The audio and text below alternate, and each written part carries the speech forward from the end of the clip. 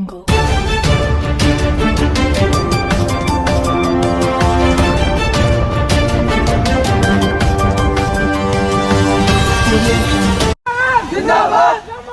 जिंदाबाद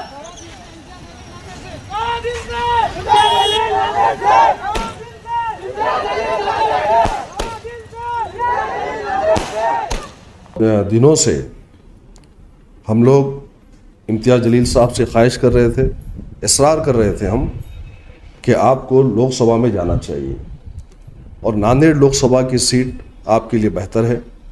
मुसलमानों की, दलितों की, ओबीसीज़ की एक अच्छी खासी तादाद है और इम्तियाज़ जलील साहब का एक ऐसा चेहरा है कि महाराष्ट्र में जहाँ कहीं से मैदान में उतरेंगे वहाँ से इंशाअल्लाह ताला जीत हासिल होगी।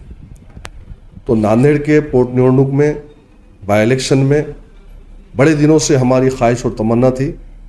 इम्तियाज़ जलील साहब से बार बार जाकर हम अपनी ख्वाहिश और इरादा जाहिर कर रहे थे कि आप आइए नांदेड़ में और लोकसभा के इंतखाबात में आप हिस्सा लीजिए।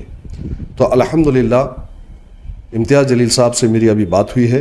इम्तियाज़ जलील साहब ने कहा है कि इंशाअल्लाह ताला नांदेड़ से बाई इलेक्शन में वो हिस्सा लेंगे और यहाँ से इलेक्शन कॉन्टेस्ट करेंगे। यकीनन वो तो प्रदेश अध्यक्ष है, वो खुद अपनी उम्मीदवारी का ऐलान करेंगे और हम सब मिलकर इंशाअल्लाह ताला इस बात पर खुश है कि इम्तियाज़ जलील साहब यहाँ से हिस्सा ले रहे हैं इलेक्शन में और लोकसभा के इंतखाबात में ख़ास तौर से महाराष्ट्र के अंदर ये एक ऐसी सीट है नांदेड़ की जहाँ से मजलिस इत्तेहादुल मुस्लिमीन ने अपना खाता खोला था कॉरपोरेशन में और यही सीट रहेगी जो लोकसभा के अंदर भी मजलिस इत्तेहादुल मुस्लिमीन पूरी उम्मीद के साथ मजलिस इत्तेहादुल मुस्लिमीन यहाँ से फतेह होगी, कामयाब होगी। यकीनन मजलिस इत्तेहादुल मुस्लिमीन ने पिछली मरतबा भी उत्तर दक्षिण लड़ाए थे, लेकिन अब की मरतबा लोकसभा के बाई इलेक्शन के साथ साथ हम कॉन्टेस्ट जो कर रहे हैं लोकसभा के साथ साथ 6 के 6 विधानसभा इंशाअल्लाह ताला मजलिस इत्तेहादुल मुस्लिमीन इस बार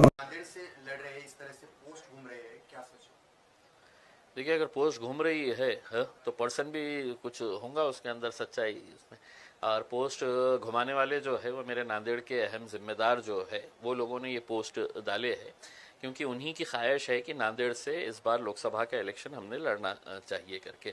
नांदेड़ हमारे लिए एक बहुत इंपॉर्टेंट सेंटर है, वहाँ पे मजलिस को बहुत मकबूलियत मिली थी, बहुत अच्छा लोगों का प्यार मिला था जब महाराष्ट्र में पहली मरतबा मजलिस आई थी।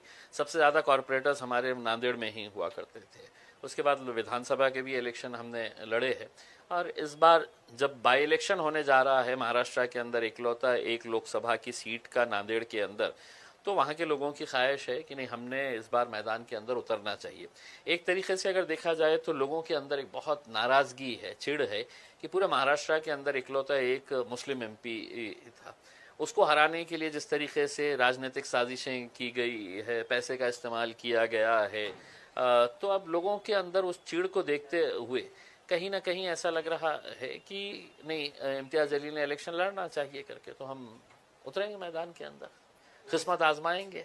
दो ही चीज़ हो सकती है, या तो आप हारते हैं या जीतते हैं, देखेंगे। ओवैसी साहब ने आप पर भरोसा रखकर आपके ऊपर ही सौंपा है कि आप कहाँ से लड़ेंगे, तो आपने वही माहौल क्यों चुनाया, वही विधानसभा का गढ़ क्यों चुना?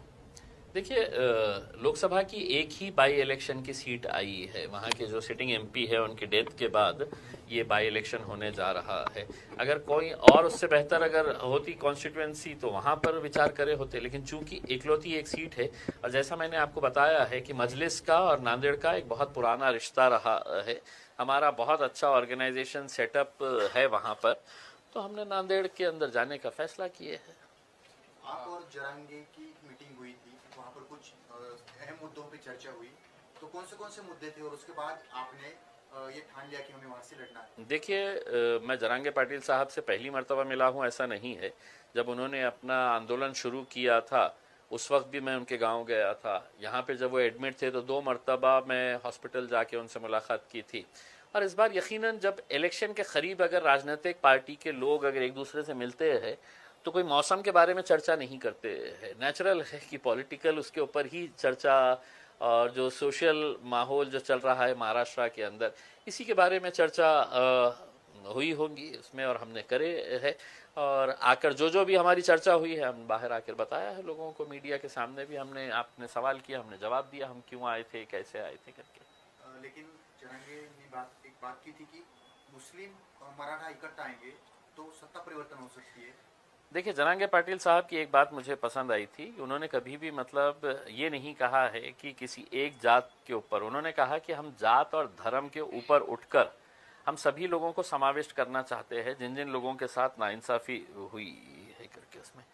और एक अच्छी बात यह है कि जैसा मैं जरांगे पाटिल साहब के बारे में यही कहूँगा कि देखिए, एक समाज, किसी एक मामूली सा आदमी, एक सादा सा आदमी गाँव का उसके पीछे अगर जा रहा है तो कहीं ना कहीं उसकी जो प्रामाणिकता है अपने समाज के प्रति, इस वजह से पूरा समाज एक आवाज़ के ऊपर उठ के उसके पीछे जा रहा है। तो यकीनन अब हमारी भी सोच यही है कि जितने भी एस्टैब्लिश पॉलिटिकल पार्टीज़ और एस्टैब्लिश्ड नेता है महाराष्ट्र, लोग हैं तो उनका चेहरा भी नहीं देखना चाह रहे हैं उसमें। आप खुद देखिएगा, अभी जो हुकूमत के अंदर बैठे थे, लोगों ने वोट किसको दिया था, हुकूमत में वो जाके किसके साथ बैठे हैं, किसके साथ दोस्ती कर लिए, किसके साथ गले मिल लिए है करके। तो लोगों का विश्वास अब राजनीति के ऊपर से ही ख़त्म होता जा रहा है। तो उनको एक ऑल्टरनेट देने के लिए हम सोच रहे हैं क्यों ना एक नया एक समीकरण तैयार किया जाए करके। सिटी का क्या माहौल है, क्योंकि अपने यहाँ पर जो कैंडिडेट्स है एमआईएम की ताकत यहाँ पर अच्छी है, उसके बाद कहाँ पर कौन से उम्मीदवार देंगे, इस तरह से क्या? चलिए, शुक्र है आपने माना तो सही है कि एमआईएम की ताकत यहाँ पर अच्छी है, अच्छी ही नहीं है बहुत अच्छी है यहाँ पे। और हम पूरी मजबूती के साथ लड़ेंगे जहाँ जहाँ पर भी लड़ना है। हमने बहुत पहले अपना प्रस्ताव महाविकास आघाड़ी को दिया था, अभी तक उनके पास से कोई बात नहीं आई है। अब हमारी कॉन्स्टिट्यूएंसी, हमारे कैंडिडेट्स पूरे तैयार है। अब हम इंतज़ार कर रहे हैं, या तो आप साफ तरीके से बोल दे हाँ या ना। हाँ बोले तो भी हमारी स्ट्रेटजी तैयार है, ना बोले तो भी हमारी, आप अपनी ताकत दिखाना, फिर हम हमारी ताकत दिखाएंगे। पूर्व मध्य से कुछ नाम सामने आ सकते हैं आपकी तरफ से? हाँ, पूर्व मध्य से आएंगे ना, बहुत सारे लोगों ने फॉर्म भरे हैं, बेहिसाब लोगों ने फॉर्म भरे हैं, उसमें से किसी एक का नंबर लगेगा उसमें। या आप दोनों जगह से लड़ेंगे? हो सकता है, मैं तो क्लियर कहा हूँ ना। अगर मेरे कायद बैरिस्टर असदुद्दीन अवैसी साहब ने कहा कि नहीं सिर्फ लोकसभा लड़ो तो लोकसभा लड़ेंगे, उन्होंने कहा नहीं विधानसभा ही लड़ो तो विधानसभा लड़ेंगे, उन्होंने कहा कि दोनों जगह लड़ो तो दोनों जगह लड़ेंगे, और उन्होंने कहा कि नहीं दोनों जगह मत लड़ो, तुम लड़ो ही मत, तो नहीं लड़ेंगे।